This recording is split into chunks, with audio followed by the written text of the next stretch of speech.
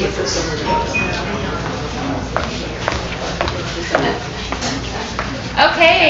thank you all for coming. I'm Summer, I'm the curator here at the museum. Before we get started, everybody please take a second to turn off or silence your cell phones so we don't have any disruptions. As for announcements, our Cottages and Courtyards tour will be on Saturday, April 2nd from 10 a.m. to 4 p.m. Tickets go on sale on March 1st. There's information about the tour at that back table. If you're interested, it also includes information about the after party called the Spirit of Spring, which will be at the Addison. Our annual golf tournament is scheduled for April 8th, so stay tuned for information about that. As for upcoming programs, our March Brown Bag will be on March 2nd. With Susan Martin, who will discuss significant women in Amelia Island's history. And then our March 3rd on the 18th will be with Michael Ray Fitzgerald, who will discuss his book Jacksonville and the Roots of Southern Rock. We are also having a temporary exhibit opening in March. It opens on the 25th. This is the annual student-led exhibit curated by a group of local high school students. This year's exhibit is entitled Nassau County's African American Schools and discusses 3 of our area's black schools during the segregation period.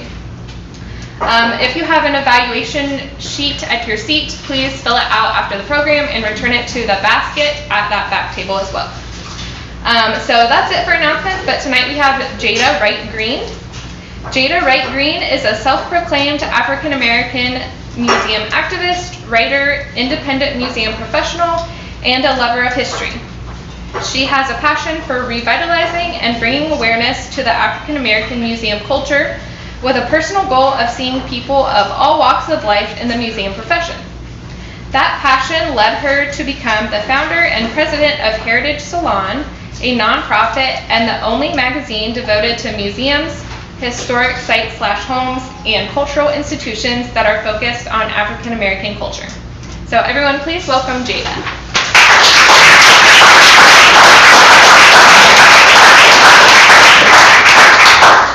Thank you everyone. I'm vaccinated and boosted. Thank you all for being here. This is kind of like coming home. I grew up in Jacksonville, Florida, and I was telling my husband, I remember saying when I was a kid, I want to go to the island, I want to go to Palm Beach, and he's like, well, you've been several times now. So it's great to be here. So on this evening, I want to talk a little bit about myself, how I came to publish this book through my educational experiences, publishing the book, my studies through historical sites, historical homes, and the owners of those homes. So as I said, I was raised in Jacksonville, Florida, and was introduced to history and museums, historical sites throughout my childhood.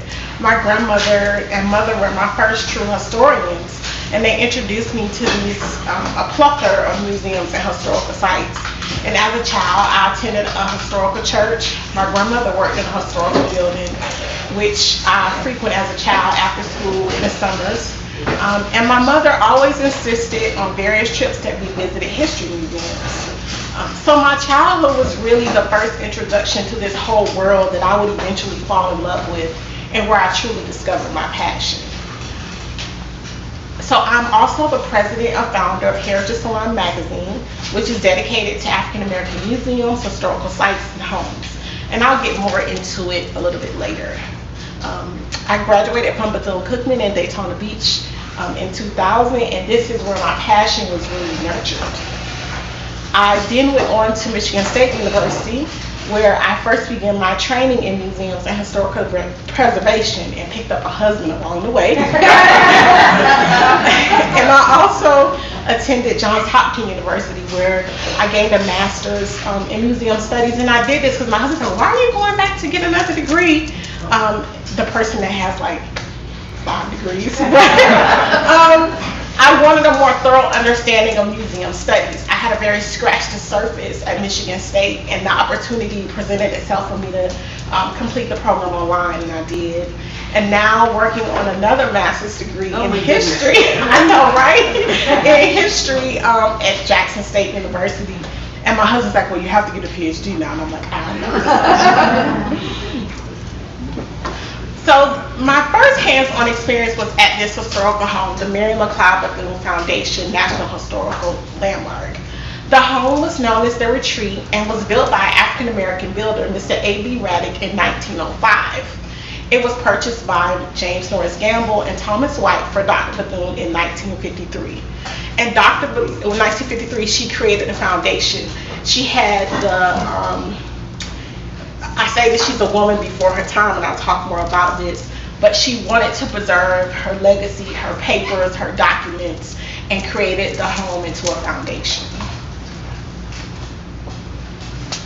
Mary McLeod Bethune Foundation was created as a place to awaken people and to have them realize that there is something in the world that they can do. She died shortly after this time, but what is fascinating is that she had the forethought to preserve her papers, her homes, the items in her home where people could reflect and understand the life of her legacy. And in her home, you can find, even to this day, her shoes are laid out, her dress is hanging on the door. So you gotta get an understanding of who she was as a person. So in 1995, when I arrived on the campus, I immediately found my way to this home and was eager to volunteer as a student intern. I had an opportunity to meet numerous people: Rosa Parks, Johnny Cochran, Nelson Mandela's daughter. And I was introduced to so much history and learned a lot about Dr. Bethune. Her life was remarkable. She made sure people were educated, well informed, had opportunities to advance their lives. She was truly a woman before her time and accomplished so much within that time. She was innovative in everything she put her hand on, ensuring all people had fair opportunities to simple things. She opened a hospital when her students couldn't be treated or have medical treatment after an incident. She purchased land on beachfront property when students were able to attend the local beach. She was the advisor to presidents and many, many others.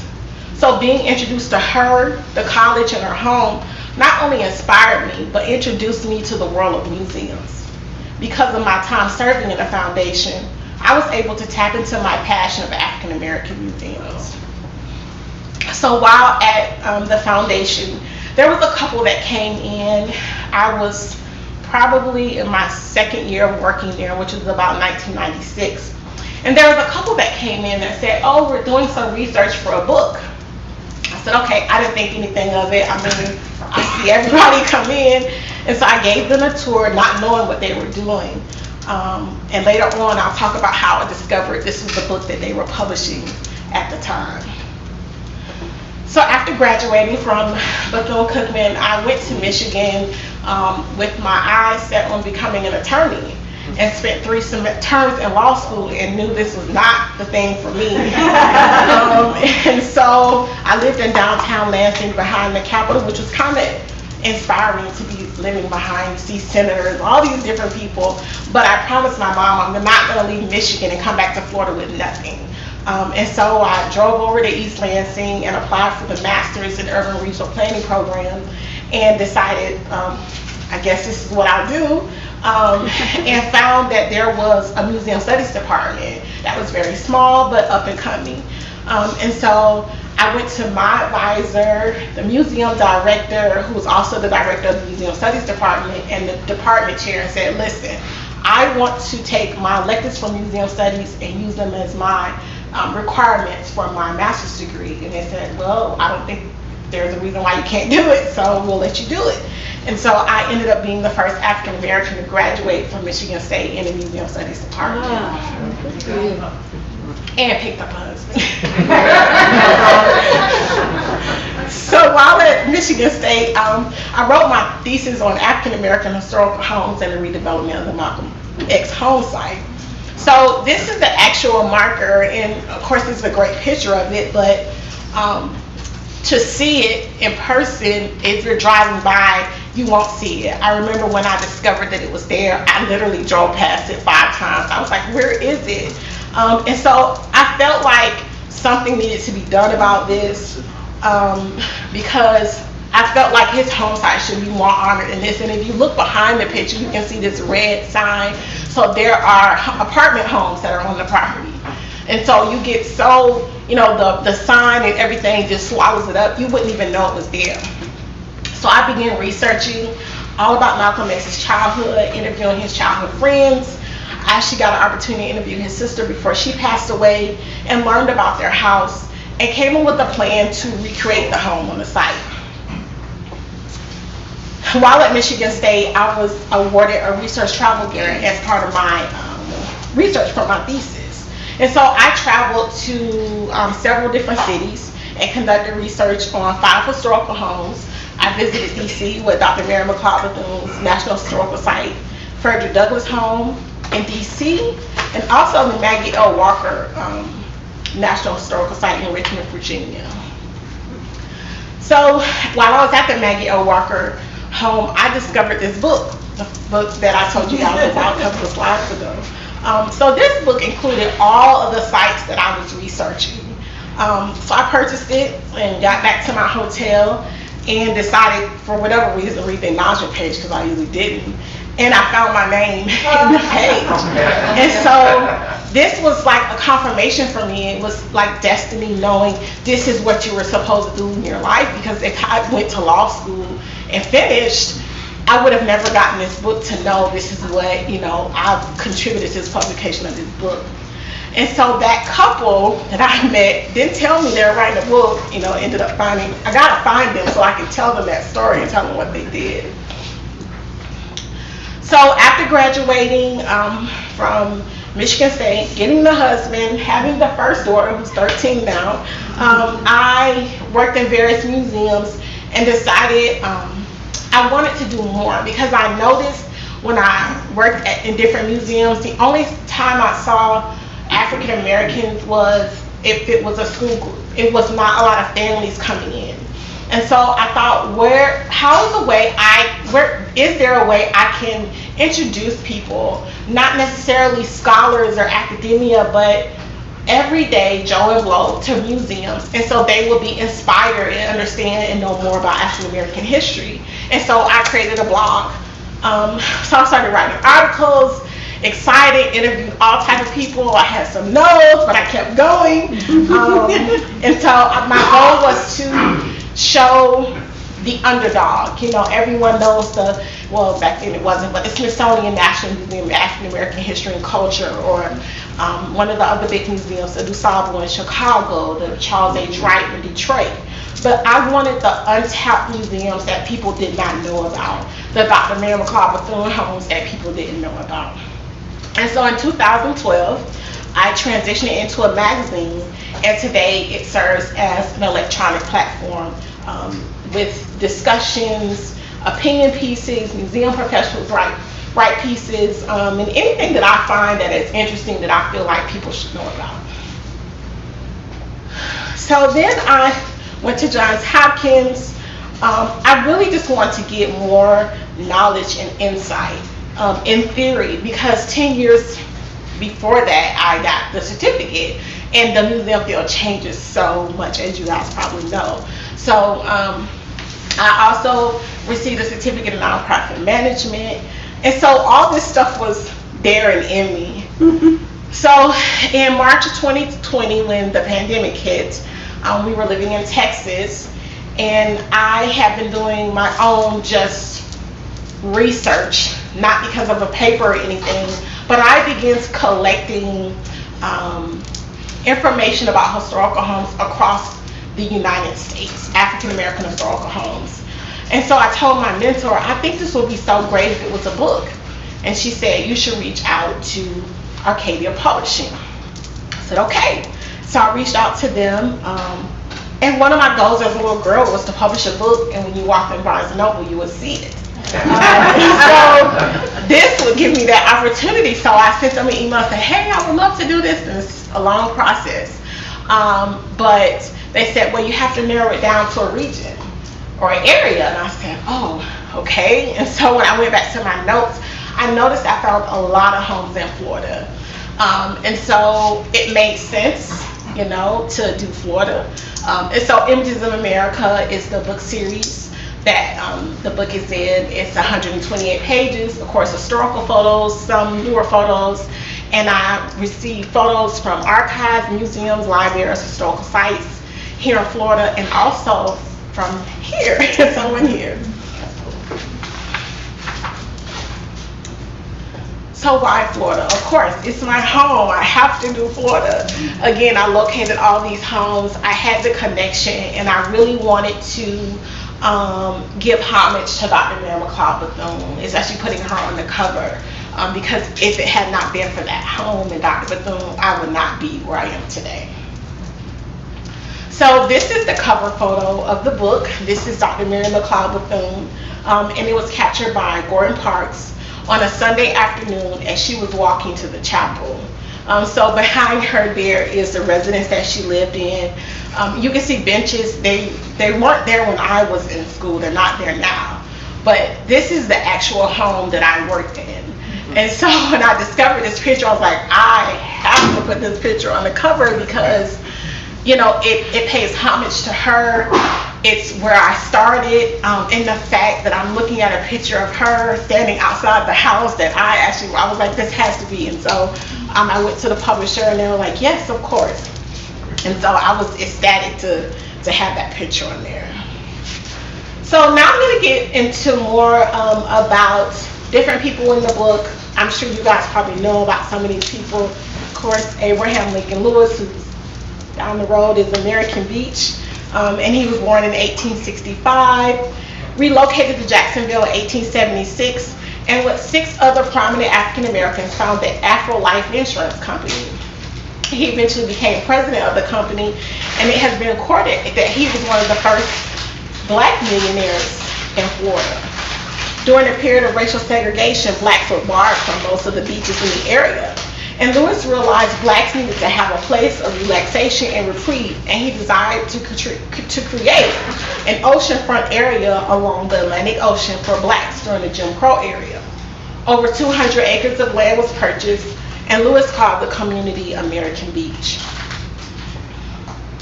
This photo is A.L. Lewis's home on the north side of Jacksonville in the Sugar Hill area. A lot of stately mansions were in that area, and some of the richest blacks lived in the city. And here, I'm sure you guys are familiar with this, is a picture of the first house constructed on the beachfront at American Beach, which is A.L. Lewis's house. One of my favorite photos in the book. And I also recently found out that there were lots that were available for purchase for $150 at a time. I wish I could get that. And some of the most famous visitors were Dr. Mary McLeod Bethune, Cab Calloway, Ray Charles, and Zora Neale Hurston. Another photo here that is in the book is the La Villa area of Jacksonville, which was an incorporated town for newly freed blacks after the Civil War. It operated as a town for several years. It was annexed into the city of Jacksonville, and this is a photo of a cabin around 1870. And the Villa area was a tight-knit community that had a booming economy where people from all different backgrounds lived there. So this was a private home for a family. Yes. Right. Yes. So about 70 of the residents were black. This is the Davis Street homes. Shotgun homes that were a typical residence for blacks in the 1940s. And the area was located in the Sugar Hill neighborhood where A.L. Lewis had a home at the time. This is the residence of Bishop Henry Tooks, who served as Chancellor of Edward Waters College in Jacksonville, Florida. He was instrumental in acquiring property to construct new buildings and a dormitory. And Tooks and his wife Maggie built this home in 1939.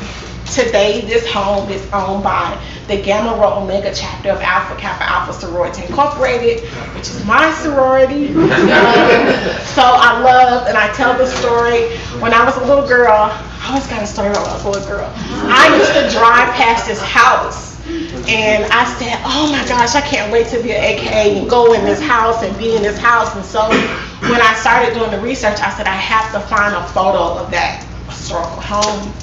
and I could not find it. Finally, I found one, and from what I know, this is the only photograph that has been published more recently of the home, so I was thrilled about that. So this is Lawton Pratt, who is documented as the second licensed black funeral director in the state of Florida. He funded a building to be constructed as his new funeral home in 1915 in Jacksonville, and it was the meeting place of the first organized meeting of the Florida Negro Embalmers and Funeral Directors Association. Now, he was very innovative in his thinking because he actually trained women to do embalming, which wasn't done at the time. So Mr. Pratt and his wife lived in this residence, again in the Sugar Hill neighborhood. And I can imagine the cost. Oh my goodness, these houses, mansions in Sugar Hill was amazing. Where is Sugar Hill? So it's in Jacksonville on the north side. It is, in fact, I just showed it to my husband. A lot of the houses are not there anymore because of 95 being put in, but it's right off of, I think it's 8th Street in that area, 8th, and I don't think it's Shands, it may be UF Hospital now. I haven't lived in Jacksonville, so it's in that area. Frank Butler. Frank Butler was a resident of the Lincolnville community in St. Augustine, a successful businessman. He owned a market, real estate, active in politics, civics, and religious activities in the community. And I wonder, when do these people sleep? So much. He owned 2 residences, one in Lincolnville and the other in Butler Beach. So Frank Butler saw the need, just like A.L. Lewis saw the need, and he went to Anastasia Island and bought land that is between Daytona Beach and American Beach. And this was the only area that was designated for blacks. And so in this picture, you will see homes along the beachfront. There were bathhouses, businesses, and there were about a dozen businesses in the area, and also Butler Inn Hotel. And he also hosted an annual Miss Butler Beach pageant. This is Dorothy Nash, and I wish I had her energy. I'll tell you why. She was the founder of the Tooks Hotel in Tallahassee, Florida, and the principal of Barnes Elementary in 1935. So from 1948 until the mid-1980s, she operated her house as a hotel. So famous blacks, including James Baldwin, were guests at the Tooks Hotel. In the daytime, she was an educator in the Tallahassee school district, and at night, she ran a hotel in her house. That is the energy I want. So this photo here, she's greeting guests at her son's wedding. And if you notice that sign in the corner on the left-hand side, that is a neon sign, and she was one of the first in the city to have a neon sign. Innovative. All these people were just so innovative. And I love the clothes. This is the Jenny Rowe Hospital. This woman, Jenny Rowe, out of Gainesville, Florida, was a nurse and saw a need for blacks to have medical treatment in the area. So she did to turn her house into a hospital and operated it from 1917 to 1929. L.B. Brown was a former enslaved person who built his home with his bare hands in 1892. He was successful in business, on property, owned between 50 to 60 homes that he either sold or rented. His 2-story home had 5 bedrooms, a living room, dining room, kitchen, and bath. The foundation of the house is built upon 18 tree logs that are over 100 years old. The residence was renovated in the 1990s, and this is the house today. This house is still in the area. It's Bartow. It's listed on the National Register of Historical Places, and possibly the only remaining house in Central Florida that was built and owned by a former enslaved person. And the house is in excellent, excellent condition. And all I can think about, how innovative he was that he built this house with his bare hands and it's still standing today. Eboard City in Tampa, Florida was an area settled by Afro-Cuban people. Around 1885 is when this photograph was taken. Today, Eboard City is home to a lot of cigar lounges, restaurants, and a very famous Colombian restaurant that I highly recommend. It is so good. My husband and I have went on many dates, lunch dates when the kids are in school. But it struck me about this picture because it looked like, you know, they were about to fight or something. They weren't. It's another picture in the book, and it's actually women sitting on the porch. But the fact that these Afro-Cubans settled in this area and did quite a bit in the area, and of course now cigars are everywhere in Tampa. The Central Avenue District in downtown Tampa was a bustling, thriving community where blacks owned businesses. You had beauty stores, barbershops, entertainment.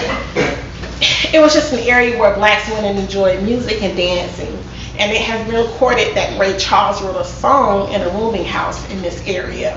Today, this area, a freeway came through again and took out the area, but there is a park that is dedicated to the memory of several of the businesses and the people in the community.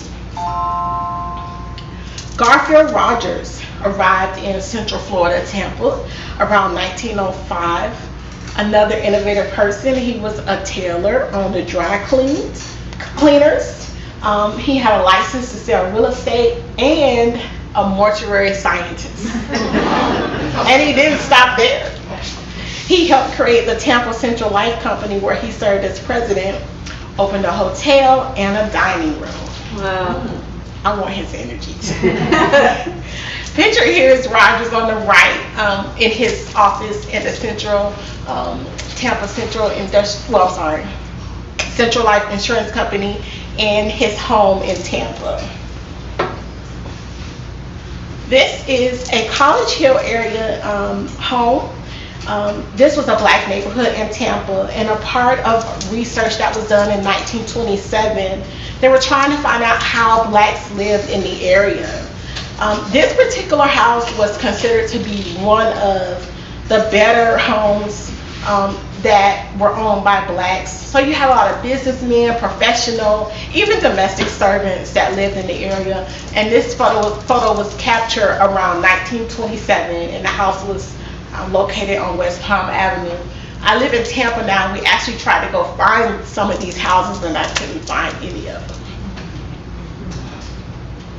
So Elder Jordan came to St. Petersburg area and became an entrepreneur, selling produce, and eventually began buying property and developing several areas with this purchase.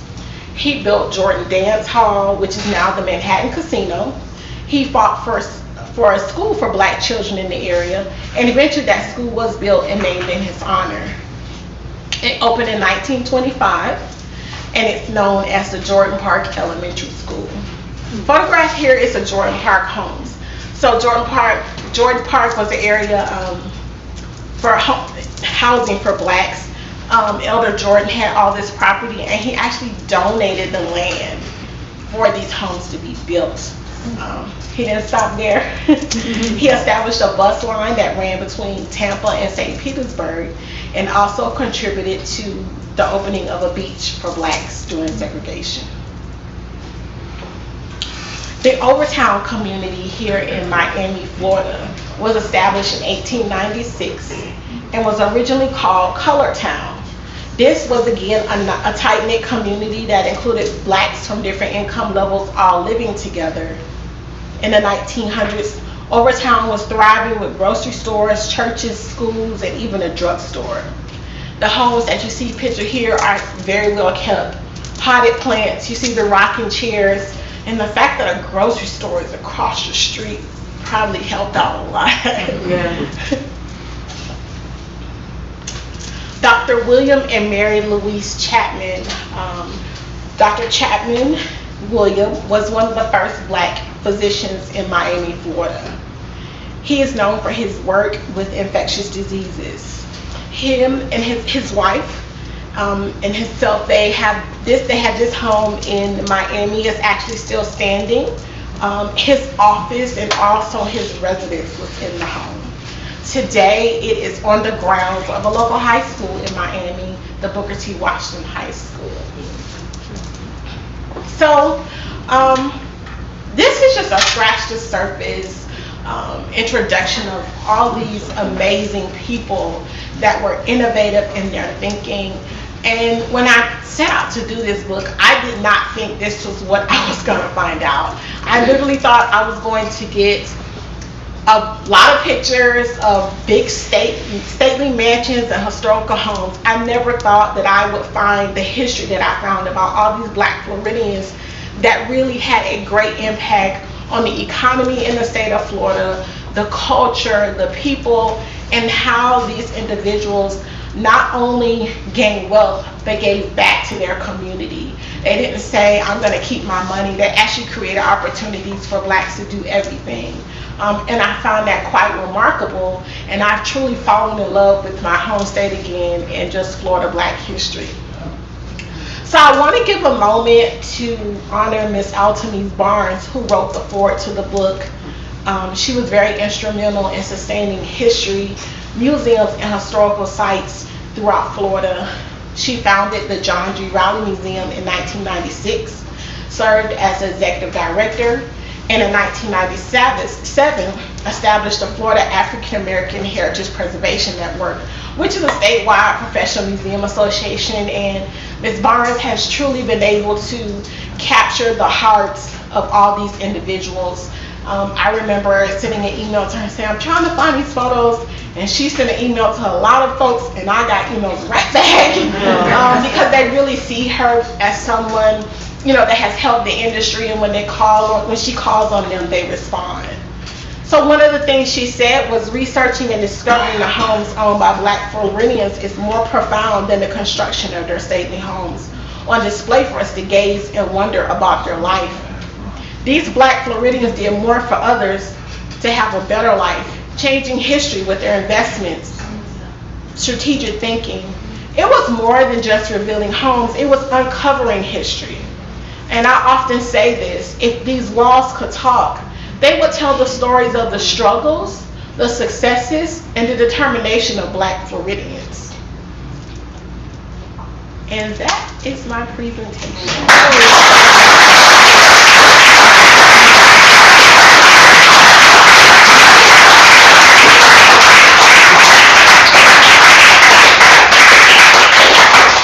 So please feel free to ask questions. I really prefer to do a back and forth thing, just me. So where is that museum that you were just talking about? The one that, if you right there. This was the John Rowley. John Rowley is in Tallahassee, Florida. Okay. And John Rowley actually was another millionaire. He was an educator, owned real estate. These people just amaze me. Like, how did they? But something that made sense, our mentor said, and she said, Jada, they had to. They didn't have a choice. You know, but when you think about it, they kind of did have a choice, but they saw that, man, there should be a way for us to go to the beach and have stores and have things like that. But just the idea that they didn't just sit on their wealth, they spread it, you know, their wealth, and were philanthropists. Yes, ma'am. Do you think that the woman who had operated the hotel out of her house did it out of the need because there weren't other hotels that would serve Blacks? Exactly, and that's why she started it. She said, you know, there's no place for Blacks to come when they come to Tallahassee, and so I'm going to open a hotel. And I think she renovated over time. And when I was doing my research, I found out that today the house, they're renovating it in order to preserve it. So yes, remarkable. I mean, I just can't imagine teaching all day long and then going home and you have guests you got to manage, you know, out of your house. And she did that for years. Yes, sir. You mentioned L.B. Brown yes. and his house. Where was that located? Barton, Florida, which is Polk County. Yes, the center. Yes, ma'am. We have a very interesting Black home built by a black builder for a rich black gentleman in Old Town, Old Fernandina. I don't know if you know it, it's right on the north end. It was the original site of Fernandina. No, but I want to see it.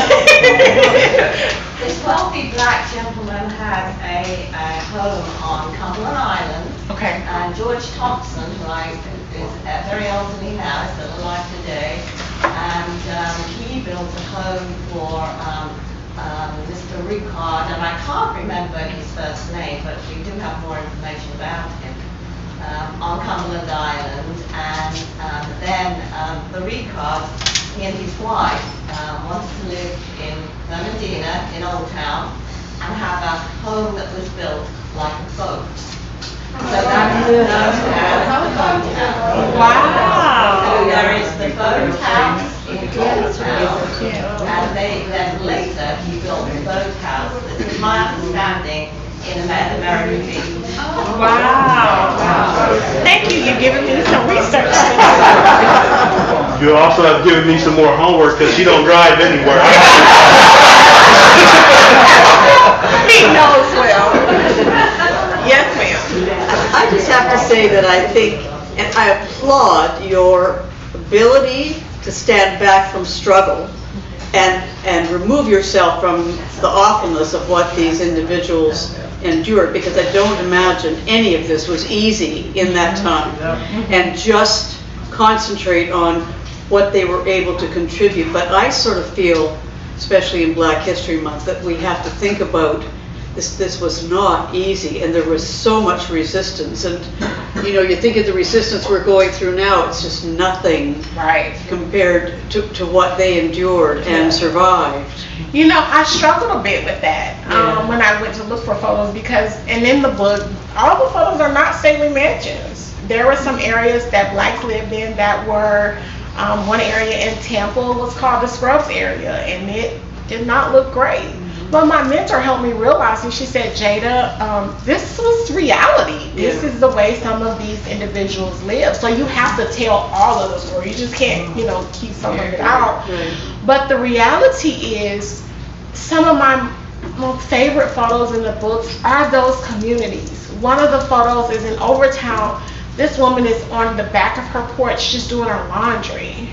But I think about the fact that they had pride. When you look at that photo in Overtown, they had plants, and you know, they took care of their area. That was their, that was their area. That was their piece of the American dream that they could have. And so I agree with you. There is a lot of struggle that they went through, and like I said, you know, they didn't have a choice but to make these opportunities open for blacks to be able to do things. And I tell people all the time, I stand on the shoulders of these individuals, and that's my goal, is to tell their story. I applaud you for that. Thank you. Yes, ma'am. Could you let us all know the time frame from when most of these houses started being built, whether they were mansions or shotgun houses, until about when? Because I thought I heard you say into the 1950s? Yes, and there are even photos of homes that are even later in the last chapter of the book. Zorna Hurston, one of the last home she lived in, and Jack Gaither, a big football coach out of Tallahassee. His house is also on So when did most of them start? The earliest home is in Pensacola, owned by a free black woman, and I want to say the date is around 1895, maybe a little, maybe 1805. I need to double check. I saw that one. Great days. But she was a free woman of color. The house is still standing. In Pensacola, you can see it, and it's very reminiscent of a cottage, like a Creole cottage, almost like a salt box kind of design, and there's no sidewalk. But you can go today and visit the home. So all the way, I think probably the 1960s, 70s is probably the newer homes. Thank you. You're welcome. Yes, sir. Would you introduce your family to us? I absolutely will. This is my husband, Jada Wright-Greene, the mayor. Daryl and I met at Michigan State University. He had his eye on being an FBI agent and going to Washington, D.C. And at the time, I had my eye on going to Washington, D.C. and working at Smithsonian. That did not happen. We ended up staying in Michigan and getting married.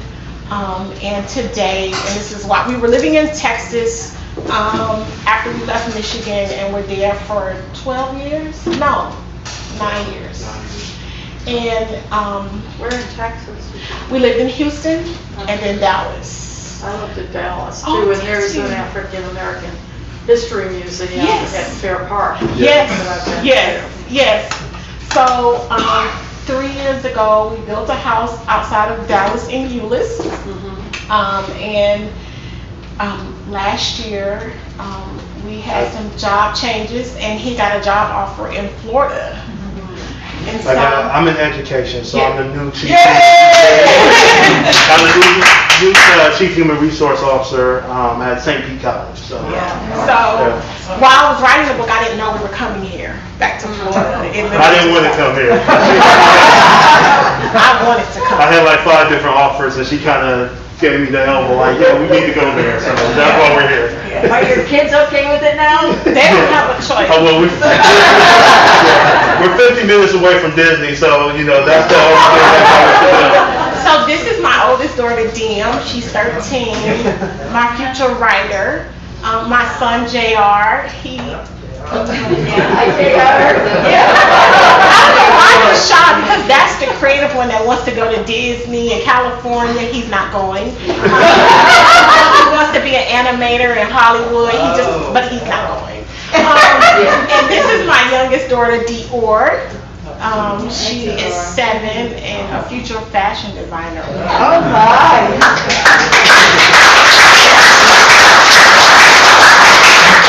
Yes, sir. Could you tell me again the name of the book, and have you brought some tonight? I do have some. My husband has to get them out of the car. The name of the book is Florida's Historic African American Homes. You could go get them in Barnes & Noble when they first published it in May of 2021. There may still be copies at Barnes & Noble, but for sure I have some here. Amazon, Barnes & Noble. Did you guys have copies here? No, okay. Yeah, Walgreens. Apparently they're at Walgreens and CVS, some places. You know, it's that sepia kind of cover, and they have them at Ace Harbor, all these places. But you would do better if we bought them elsewhere, wouldn't you? I mean, your sales would look better other than if you bought from you? Well, if you bought from me, you bought from me. And you couldn't get an autograph copy if you don't buy from me. So I have copies here for $23 and I can sign them. So, but you won't get that personal that autograph. Yes, sir. Well, I made some notes, and I was trying to figure out the name, but what was Images of America? That's the series. So Arcadia Publishing, which is the publisher, has a series of books. One of the series is Images of America. And so this is one of the books in that series. Yes. I would be so interested in this from New York. We're New Yorkers. And you know, I'm thinking, my God, like real estate is booming, right? Yeah. Who doesn't want to know about homes and historical homes? Yes. And like, you know, we're always looking for how do we cross-cultural, we can cross it in homes, right? I would be so interested, we have famous Black Americans in New York. Madam Is C.J. this Walker. on your horizon? Are you coming to New York? Oh, that would be nice. She's forgetting about it. Are you serious? I actually was born in Philadelphia and grew up in Jacksonville. And my mom was there for many years. She passed away last January. But I visited New York because my grandfather lived there. But I've had people approach me about doing a book about all the states. I'm like, well, but I do plan to publish more books. Anything that can, again, tell these stories, I'm absolutely open to it, for sure. Yes, sir. So I'm wondering about support for you. So in other words, are there philanthropic places, are there foundations that, is it real difficult, or are there a number of places you can go to ask for support to do this, or are you totally on your own selling books and How does that work? Well, when the book is published, when you buy it from Amazon or Barnes and Noble, I get so, but I really did not do this for money. I'm What honest. did you say? How much? $1. $1? But You need a union. I'm from Detroit. I told my husband when I did this book, I said, listen, I'm probably going to spend more money than I am going to make money. But I wanted to do this platform. But it's based on her passion, so Yeah. I don't mind investing in that. If she's happy, I'm Oh, good. bless your heart. It's very much an opportunity for me to possibly publish a book in New York, Texas. I can go back to Arcadia and pitch something. But personally, even Heritage Salon, which is a nonprofit, that's another thing that I get no money. I have zero budget. So it's me. And I literally do this because I love it. This is my passion. I feel like God put me on this earth to do this. Listen to you. And so Have you approached any corporations? I'm surprised that they wouldn't stand behind you. I have not, but you guys are giving me great ideas. They would. It would be great. And I need to take your information because if you want some lists, some leads, that would be wonderful. Did you have a question? Anybody else have a question? Yeah, I had a question. Okay. Maybe his company, that would be. Yeah. Let me give you my Well, information. this is along the same lines of thinking about ideas, and Okay. So your passion is publishing and history. I'm thinking, like, I'm listening to you, and I'm thinking about like a Ken Barnes documentary. This would be so fascinating to also watch and have narrated with the photos. It would just be so powerful. Let's connect. PBS? Yes. CNN does documentaries too. They've They got some do. great guy on Yeah. it. Do you know who I'm talking about? Yes. Yeah, you would be fabulous with him. You need an agent. I'm going to give you my number. Please, just to encourage me. No, seriously, I would love to be able to do something like that. I mean, I get excited to watch, and my kids and husband know this, documentaries. I mean, Every time we go out of town, we have to go to a museum. And it's Absolutely. like, we're at the front of the museum and she's... So 2 hours later, I'm outside somewhere, you know, we're getting some pretzels or something. She's in there just going through it, and she finds everything. Oh, this is too long. They shouldn't have made the actual card this long because people are not going to sit here and read it. Okay.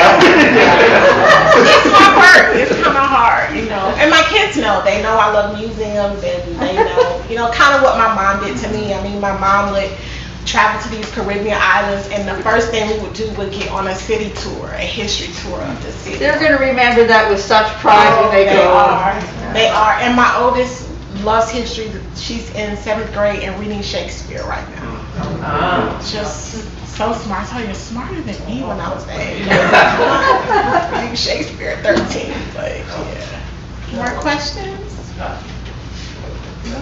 Well, thank you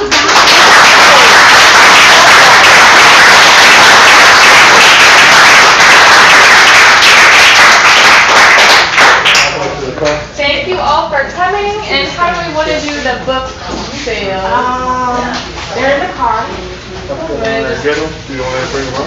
Yes. When we can put up a little table? Sure. And we hope to see you all at the Brown Bag on the 2nd, I believe. First Wednesday. Thank you, Summer.